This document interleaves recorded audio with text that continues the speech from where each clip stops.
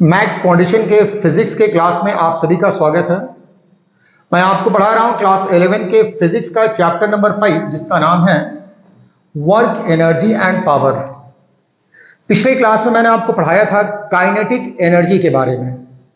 आज हम लोग काइनेटिक एनर्जी और लीनियर मोमेंटम, इसके बीच क्या रिलेशन होगा और इससे रिलेटेड कुछ प्रॉब्लम्स हम लोग डिस्कस करने वाले हैं। अगर अभी तक आपने हमारा चैनल सब्सक्राइब नहीं किया है तो चैनल को सब्सक्राइब कर लें, क्योंकि इससे आसान लैंग्वेज में आपको फिजिक्स का क्लास नहीं मिलेगा और ये पूरा बेसिक्स लेवल आपका कवर करेगा। तो आप जरूर इस चैनल को सब्सक्राइब कर लें ताकि जब भी कोई वीडियो अपलोड किया जाए तो आप तक उसका मैसेज पहुंच जाए। आइए तो हम लोग स्टार्ट करते हैं। Relation between linear momentum and kinetic energy.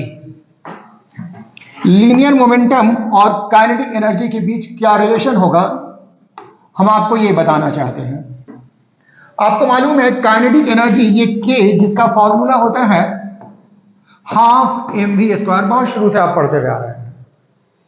Kinetic energy का फॉर्मूला हाफ mv स्क्वायर है, जबकि लीनियर मोमेंटम ये होता है mass into velocity. Kinetic energy का फॉर्मूला हाफ mv स्क्वायर, जबकि लीनियर मोमेंटम होता है मास इनटू वेलोसिटी। तो इस काइनेटिक एनर्जी और इस लीनियर मोमेंटम के बीच क्या रिलेशन होगा, हम लोग आज इसी रिलेशन को डिस्कस करेंगे। तो आइए स्टार्ट करते हैं। देखिए मैंने लिखा है के के मतलब काइनेटिक एनर्जी, ये हाफ mv स्क्वायर होता है। इसी काइनेटिक एनर्जी को फिर से रिपीट कर दिया गया है, ये हाफ mv स्क्वायर हो गया। अब हम लोग इसके राइट साइड में न्यूमरेटर और डिनोमिनेटर दोनों में m से मल्टीप्लाई कर देंगे। m के मतलब होता है मास। हम लोग किसी भी नंबर को सेम नंबर से मल्टीप्लाई एंड डिवाइड कर सकते हैं। तो हाफ mv स्क्वायर में ऊपर में m से मल्टीप्लाई करेंगे तो ये m स्क्वायर हो जाएगा और नीचे में m हो जाएगा। यहां m स्क्वायर भी स्क्वायर है तो m भी एक साथ ले लेंगे और इस पर स्क्वायर डाल देंगे। नीचे तो वैसे ही रह जाएगा, तो हाफ mv का l square divided by m। अब आप जानते हैं ये मास इनटू वेलोसिटी है। मास और वेलोसिटी का प्रोडक्ट, मास एंड वेलोसिटी का प्रोडक्ट आपको लीनियर मोमेंटम देता है। मतलब ये हुआ कि mv के बदले में आप p लिख सकते हैं। तो mv के बदले में p लिख दिया जाएगा तो ke इज इक्वल हो जाएगा half p square by m। यही रिक्वायर्ड रिलेशन है। तो आप लिख सकते हैं this is required relation, this is required relation.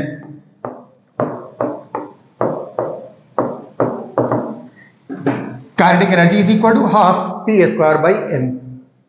आइए इससे रिलेटेड हम लोग एक क्वेश्चन करके देखते हैं। क्या क्वेश्चन में देखिए,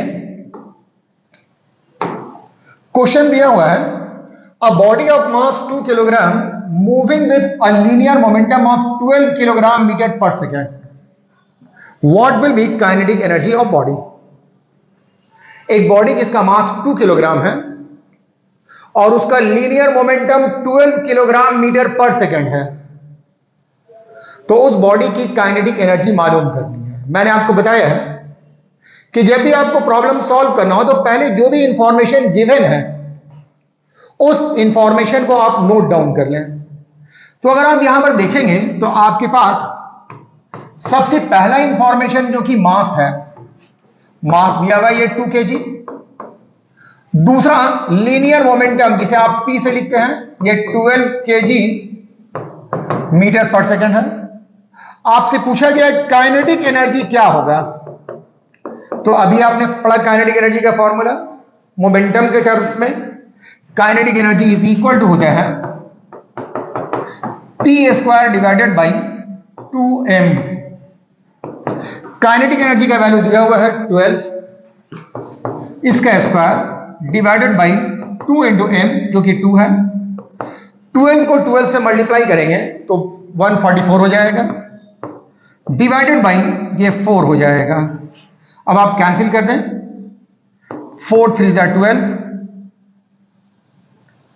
और 4 6 जा 24, 4 3 12, 2 बचेगा और 4 6 24। तो इस तरह से आपको मिलेगा 36 एनर्जी है और एनर्जी का यूनिट होता है जूल। तो अगर कोई बॉडी जिसका मास 2 किलोग्राम है, उसका लीनियर मोमेंटम 12 किलोग्राम मीटर पर सेकंड है, तो उसकी काइनेटिक एनर्जी हो जाएगी 36 जूल। देख लिया आपने कैसे हम लोग काइनेटिक एनर्जी मालूम करते हैं। आइए आगे की तरफ चलते हैं, नेक्स्ट बात को समझेंगे। ये एक नोट है और नोट से हम लोग कुछ कंक्लूजन निकालेंगे। नोट 1, हम लोग काइनेटिक एनर्जी का फॉर्मूला जानते हैं। काइनेटिक एनर्जी का फॉर्मूला होता है half P square by M. अब हम लोग दो ऑब्जेक्ट ले रहे हैं। पहले वाले ऑब्जेक्ट का मास m1 है, उसका लीनियर मोमेंटम p1 है और उसकी काइनेटिक एनर्जी k1 है। फर्स्ट पार्टिकल है, इस तरह से समझ लें। ये एक पार्टिकल है, इस पार्टिकल का मास m1 है, इसका लीनियर मोमेंटम p1 है और इसकी काइनेटिक एनर्जी k1 है। ये पहला पार्टिकल है। इसी तरह से एक और पार्टिकल है, इस पार्टिकल का मास m2 है, इसका लीनियर मोमेंटम p2 है और इसकी काइनेटिक एनर्जी k2 है। दो अलग अलग पार्टिकल है, मेंशन किया हुआ है। काइनेटिक एनर्जी का फॉर्मूला होता है half P square by M. k1 kinetic energy of a particle having mass m1 and linear momentum p1 and kinetic energy of another particle having mass m2 and linear momentum p2। ठीक है, तो kinetic energy का formula half P square by M. तो इसके लिए formula हो जाएगा k1 half p1 square by m1, पहले वाले पार्टिकल के लिए। और दूसरे वाले पार्टिकल का फॉर्मूला हो जाएगा half p2 square divided by m2। Clear है? ये फिर से बोल रहे हैं, इसकी काइनेटिक एनर्जी k1, मास m1 और लीनियर मोमेंटम है p1। तो इस फॉर्मूला के अकॉर्डिंगली ये काइनेटिक एनर्जी हो जाएगा half p1 square divided by m1 और ये हो जाएगा k2 half p2 square by m2। यही फॉर्मूला हो जाएगा। तो आइए देखिए, हम लोगों ने इधर लिखा है इसको,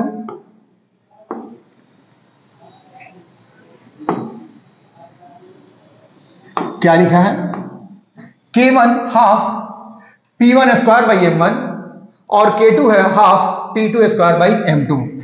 इसे हम लोग इक्वेशन 1 लिख देते हैं और इसे 2 लिख देते हैं। अब हम लोग इक्वेशन 1 को इक्वेशन 2 से डिवाइड करेंगे। Dividing 1 by 2, dividing 1 by 2 we get, क्या मिलेगा देखिए, लेफ्ट साइड में k1 बाई k2 है, राइट साइड में half p1 square by m1 और k2 का वैल्यू है half p2 square by m2। तो आप देखेंगे हाफ और हाफ कैंसिल हो जाएगा और यहां पर मिलेगा आपको k1 by k2 p1 by p2, p1 का स्क्वायर डिवाइडेड बाई m1 और ये हो जाएगा, थोड़ा मिस्टेक है, ये हो जाएगा divided p2 square by m2। ये डिवीजन का साइन है, k1 by k2 half half cancel, इसके लिए p1 square by m1 divided by p2 square by m2। ये डिवीजन का साइन है, इसे आपको इनटू के साइन में कन्वर्ट करना पड़ेगा। तो इनटू के साइन के अकॉर्डिंगली ये हो जाएगा आपको p1 square by m1 into m2 divided by p2 का स्क्वायर, ये आ जाएगा। ठीक है ना, k1 by k2 p1 square by m1 और ये हो जाएगा m2 बाई p2। इसे आप और भी लिख सकते हैं, p1 बाई p2 इसका whole square into m2 by m1। मतलब लीनियर मोमेंटम को एक साथ और मास को एक साथ कर दिया, तो p1 बाई p2 इसका होल स्क्वायर बराबर हो जाएगा m2 डिवाइडेड बाई m1। मास को एक जगह और लीनियर मोमेंटम को एक जगह कर दिया। तो आइए आगे देखते हैं क्या मिला था आपको। एक बार फिर से फॉर्मूला हम ऊपर लिख दे रहे हैं, K1/K2, K1 divided by K2 ये बराबर होगा P1/P2 इसका whole square into M1 divided by M2, ये आ जाएगा। ठीक है, अब आप देखेंगे यदि M1 बराबर हो जाए M2 के, मतलब दो बॉडी है और दोनों बॉडी का मास सेम हो, मतलब पहला वाला बॉडी अगर 2 किलोग्राम का है तो दूसरा वाला बॉडी भी 2 किलोग्राम का ही है, मतलब M1 और M2 दोनों बराबर हैं। अगर M1 और M2 दोनों बराबर होगा तो M1 के बदले में भी M हो जाएगा और M2 के बदले में भी M हो जाएगा। M1 और M2 दोनों सेम होगा तो M1 के बदले में M और M2 के बदले में M और M कैंसिल हो जाएगा, तो आपको सिंपली मिलेगा P1/P2 का होल स्क्वायर, ये आ जाएगा। K1/K2 बराबर है P1/P2 के, इसका मतलब होगा कि K डायरेक्टली प्रोपोर्शनल है लीनियर मोमेंटम के, मतलब लीनियर मोमेंटम जिस रेशियो में बढ़ेगा काइनेटिक एनर्जी उसके स्क्वायर में बढ़ेगा। जैसे लीनियर मोमेंटम को डबल कर दीजिए, K directly proportional to P square है, अगर लीनियर मोमेंटम को डबल कर देंगे तो 2P का स्क्वायर हो जाएगा। 2P का स्क्वायर मतलब 4P स्क्वायर हो जाएगा। तो अगर आप लीनियर मोमेंटम को डबल करते हैं तो काइनेटिक एनर्जी 4 टाइम्स हो जाता है। अगर आप लीनियर मोमेंटम को ट्रिपल करेंगे 3P, तो 3P का स्क्वायर करेंगे तो 9P स्क्वायर हो जाएगा, काइनेटिक एनर्जी 9P स्क्वायर हो जाएगा। मतलब जितना लीनियर मोमेंटम को आप इंक्रीज करेंगे काइनेटिक एनर्जी उसके स्क्वायर के बराबर इंक्रीज करेगा, उतना टाइम्स हो जाएगा। आइए आगे चलते हैं, एक क्वेश्चन देखते हैं। क्या क्वेश्चन देखिए, if linear momentum of a particle increases by 5%, mass remaining same, what will be percentage increase in kinetic energy. किसी पार्टिकल का लीनियर मोमेंटम 5% से इंक्रीज कर जा रहा है, तो जब लीनियर मोमेंटम 5% से इंक्रीज कर जा रहा है तो काइनेटिक एनर्जी में क्या असर होगा यह बताना है। इस तरह के क्वेश्चन को सॉल्व करने के लिए बेहतर यह है कि आप दोनों का वैल्यू शुरू का वैल्यू 100 मान लीजिए, काइनेटिक एनर्जी का भी वैल्यू 100 और लीनियर मोमेंटम का भी वैल्यू 100। तो आप देख रहे हैं K1 मान लिया जाए कि ये 100 है तो P1 भी 100 हो जाएगा, दोनों को 100 ले लिया। अब आपको बताया गया है कि kinetic energy linear momentum increase करता है 5% से, मतलब पहले अगर 100 था तो 5 से इंक्रीज कर गया, अब 105 हो गया। लीनियर मोमेंटम पहले 100 था, क्वेश्चन के अकॉर्डिंगली 5% इंक्रीज कर गया, मतलब अब जो फाइनल लीनियर मोमेंटम है वो 105 हो गया है। तो काइनेटिक एनर्जी कितनी हो जाएगी आपको ये बतानी है। पहले काइनेटिक एनर्जी 100 था, लीनियर मोमेंटम 100 था, काइनेटिक एनर्जी कितनी अब हो गई नहीं पता, लेकिन लीनियर मोमेंटम कितना है ये पता है। अब हम लोग सॉल्व कर लें इसको सॉल्व करने का तरीका, K1/K2 ये बराबर हो जाएगा P1/P2 का होल स्क्वायर, यही होगा। इस एक्सप्रेशन को आप इन्वर्स कर दें तो K2 डिवाइडेड बाई K1 ये बराबर हो जाएगा P2/P1 का होल स्क्वायर। मास चूंकि सेम है इसलिए मास कंसीडर नहीं किया गया है, तो K2 इज इक्वल टू हो जाएगा K1 इंटू P2/P1, यही हो जाएगा इसका होल स्क्वायर। अब आप वैल्यू पुट कर दें, K1 का वैल्यू 100, P1 का वैल्यू 100, लेकिन P2 का वैल्यू 105 है। तो आप यहां पर वैल्यू पुट करें, देखिए K1 के बदले में 100, P2 ये 105 हो गया है, P1 ये 100 हो गया होल स्क्वायर। तो K2 is equal to 100 into 105 into 105 divided by 100 into 100। ये 100 कैंसिल हो जाएगा, तो K2 इज इक्वल टू हो जाएगा 105 इंटू 105 डिवाइडेड बाई 100, ये आ जाएगा। अब आप इसको देख सकते हैं, 105 को 105 से मल्टीप्लाई कीजिए, जो भी आएगा उसको 100 से डिवाइड कर दीजिए। आइए करके देखते हैं। एक बार 105 को 105 से मल्टीप्लाई करेंगे तो 105 5 5 25 और ये 5 1 5 0 0 0 यहां पर हो जाएगा 5 0 1। तो इस तरह से आप देखेंगे आपको मिल जा रहा है 5 2 0 1 1 110 आपको आ रहा है 110 इंटू 25 ये आपको मिलेगा 110 25 डिवाइडेड बाई 100। तो इस तरह से आपको मिलेगा 110.25। तो आप देखेंगे शुरू में काइनेटिक एनर्जी थी 100, अब ये हो गया 110.25। कितने से इंक्रीज कर गया? 100 था 110.25 हो गया है, मतलब 10.25 से इंक्रीज कर गया है। और 100 में जितने से इंक्रीज कर गया उसी को परसेंटेज इंक्रीज कहा जाता है। तो ये है percentage increase in kinetic energy, 10.25% इतना इंक्रीज कर गया है। ठीक है, आइए आगे देखते हैं। नेक्स्ट अगला क्वेश्चन है, अगला question, if kinetic energy of a particle increases by 100%, उस वक्त लीनियर मोमेंटम इंक्रीज किया था और इस बार काइनेटिक एनर्जी इंक्रीज कर रहा है। तो आपसे पूछा गया है कि लीनियर मोमेंटम में कितना परसेंट इंक्रीज होगा।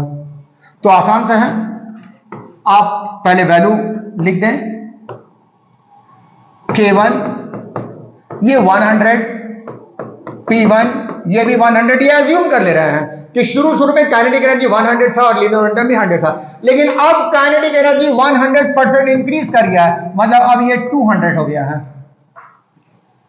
तो अब आपको लीनियर मोमेंटम कितना हो गया ये पता करना है। Same formula, K1 by K2 ये बराबर हो जाएगा P1 बाई P2 का होल स्क्वायर।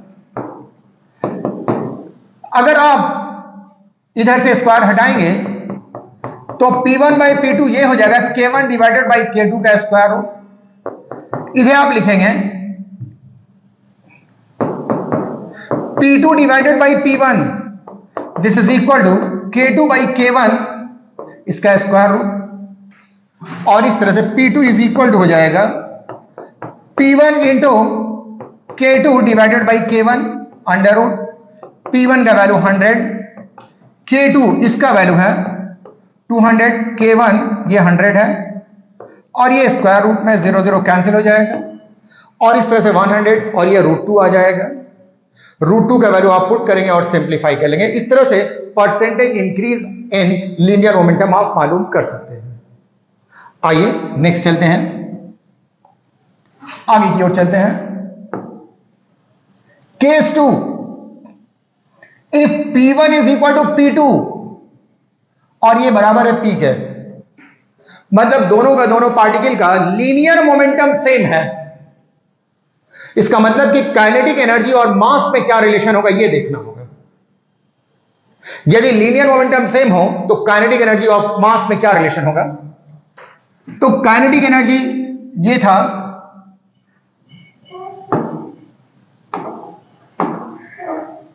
ये P1 का square by M1 M2 by P2। अब P1 और P2 दोनों सेम है तो P1 के बदले में P रखेंगे और P2 के बदले में भी P रखेंगे। जब आप P1 के बदले में P रखेगा, देखिए एक बार, K1 by K2 this is equal to P square divided by M1 into M2, P2 के बदले में भी आपको हो जाएगा P स्क्वायर। तो P स्क्वायर और P स्क्वायर कैंसिल हो जाएगा, तो K1 बाई K2 हो जाएगा M2 बाई M1, मतलब K इनवर्सली प्रोपोर्शनल हो जाएगा मास के। मतलब जिसका मास कम होगा उसकी काइनेटिक एनर्जी ज्यादा होगी। अगर दो ऑब्जेक्ट दोनों सेम लीनियर मोमेंटम से मूव कर रहा है तो जिसका मास कम होगा उसकी काइनेटिक एनर्जी ज्यादा होगी। जैसे एक बंदर है और एक एलिफेंट है, दोनों का लीनियर मोमेंटम सेम है। अब पूछा जाएगा काइनेटिक एनर्जी किसकी ज्यादा है, तो ऑब्वियस है कि बंदर का मास कम होता है इसलिए इसकी काइनेटिक एनर्जी ज्यादा होगी। अगर एलिफेंट और बंदर दोनों सेम लीनियर मोमेंटम से मूव कर रहा है तो बंदर का मास कम है, इसलिए इसकी काइनेटिक एनर्जी ज्यादा हो जाएगी। आइए आगे देखते हैं। नेक्स्ट पूछा है, an electron and a proton are moving with same linear momentum which has greater kinetic energy. अभी आपको मैंने बताया,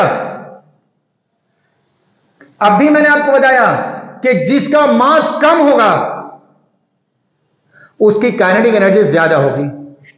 तो एक इलेक्ट्रॉन और एक प्रोटॉन मूव कर रहा है, ऑब्वियस है इलेक्ट्रॉन का मास प्रोटॉन के मास से कम होता है, तो kinetic energy of electron will be more than kinetic energy of proton. ये हो जाएगा। अब केस 3 है, अगर दो ऑब्जेक्ट है, दोनों की काइनेटिक एनर्जी सेम है, K1 बराबर है K2 के, तो K1 के लिए फॉर्मूला था half P1 square by M1 और K2 का फॉर्मूला था half P2 square by M2। Half और हाफ कैंसिल हो जाएगा, P1 स्क्वायर बाई M1 ये P2 स्क्वायर बाई M2 हो जाएगा, तो P1 बाई P2 ये बराबर हो जाएगा M1 बाई M2 के। अगर आप इधर से स्क्वायर रूट हटाते हैं तो P1 बाई P2 ये बराबर हो जाएगा M1 बाई M2 का square root. P1 by P2 ये M1 बाई M2 का स्क्वायर रूट हो जाएगा। आइए एक अंतिम क्वेश्चन करके देखते हैं क्या लिखा हुआ है, देखिए। 2 masses of 1 kilogram and 4 kilogram are moving with same kinetic energy। दो मास है, दोनों की काइनेटिक एनर्जी सेम है, तो लीनियर मोमेंटम का क्या रेशियो होगा ये बताना है। तो M1 1 kg, M2 2 kg, sorry 4 kg, P1 by P2 का रेशियो बताना है। तो अभी आपने पढ़ा है P1 बाई P2 ये बराबर होता है K1 बाई K2 का स्क्वायर रूट, अगर सॉरी M1 बाई M2 का स्क्वायर रूट, अगर काइनेटिक एनर्जी सेम हो। अब आप M1 का वैल्यू पुट कर दीजिए 1 kg, M2 का वैल्यू पुट कर दीजिए 4 kg, under root kg cancel हो जाएगा, 1 बाई 4 का स्क्वायर रूट मतलब 1 बाई 2 आ जाएगा, मतलब 1:2। ये आपको काइनेटिक एनर्जी का रेशियो होगा। तो इस तरह से पिछले क्लास में मैंने आपको पढ़ाया था काइनेटिक एनर्जी, इस बार काइनेटिक एनर्जी और लीनियर मोमेंटम के बीच में रिलेशन बताया है। अगली क्लास में हम आपको बताएंगे conservative and non conservative force के बारे में। Okay, thank you.